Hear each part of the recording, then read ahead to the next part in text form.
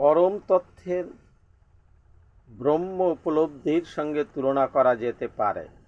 যারা আরও উন্নত স্তরে রয়েছেন তারা সূর্যলোকের সম্বন্ধে অবগত।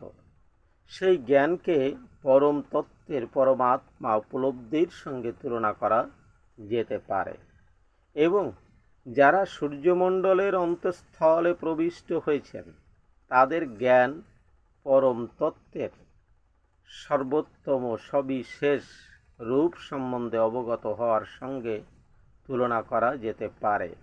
তাই ভগবদ্বৃন্দ অথবা যে সমস্ত পরমার্থবাদী পরম তত্ত্বের ভগবৎ স্বরূপ উপলব্ধি করতে পেরেছেন তারাই হচ্ছেন সর্বোচ্চ স্তরে অধিষ্ঠিত পরমার্থবাদী।